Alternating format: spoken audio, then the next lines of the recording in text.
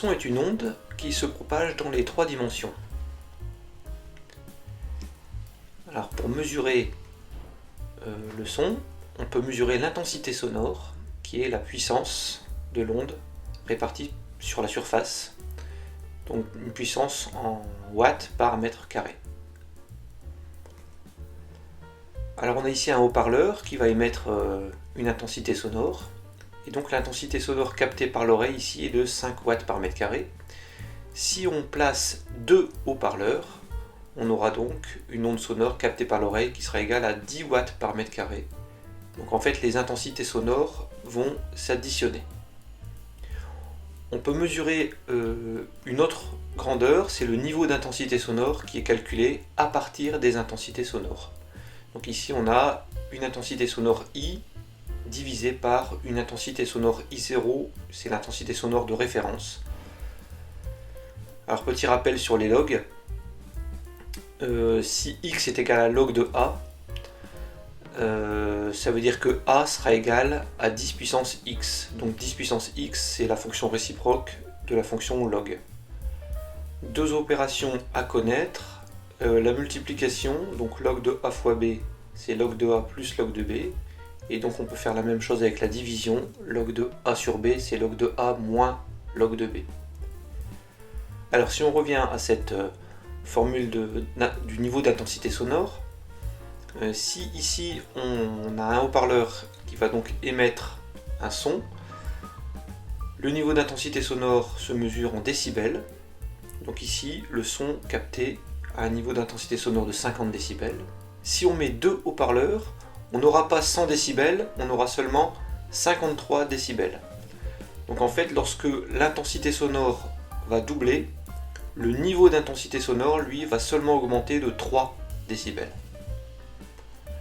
On a donc cette échelle là, pour le niveau d'intensité sonore en décibels, qui se répartit environ entre 0 et 120 décibels.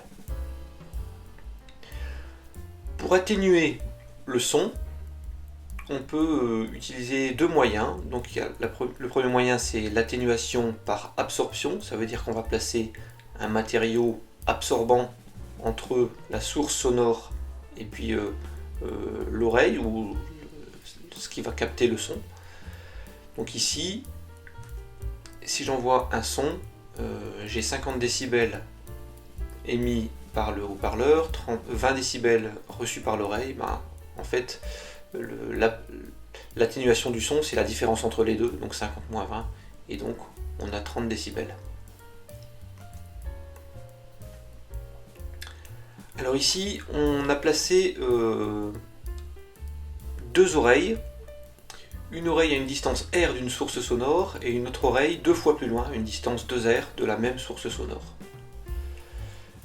C'est la deuxième façon pour atténuer le son, c'est en s'éloignant de la source sonore.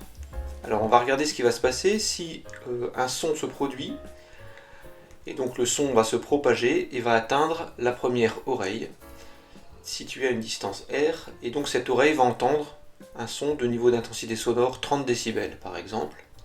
Le son va continuer à se propager, et ça va arriver un petit peu plus loin à la deuxième oreille, située donc 2 fois plus loin, et donc comme le son s'est réparti sur une surface plus grande, forcément la puissance reçue par mètre carré sera moindre, et donc on aura seulement 24 décibels.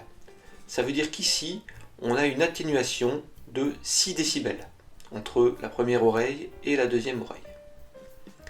Si on regarde un petit peu ce qui se passe du côté des surfaces de l'onde, la surface 1 pour la première oreille, donc c'est la surface d'une sphère, 4 fois pi fois rayon au carré, ça c'est la surface de la sphère. Si on calcule cette surface de la sphère pour la deuxième oreille, c'est 2 fois r au carré, et donc ça veut dire que la surface 2 sera 2 fois plus grande que la surface 1. Donc l'intensité sonore 1 sera 4 fois plus grande que l'intensité sonore 2. Et bien quand on calcule l'atténuation avec la formule du niveau d'intensité sonore, on va calculer finalement le rapport entre I1 et I2, et donc ça va nous donner une atténuation de 6 décibels. En fait, si on s'éloigne 2 fois plus de la source sonore, on va avoir une atténuation de 6 décibels.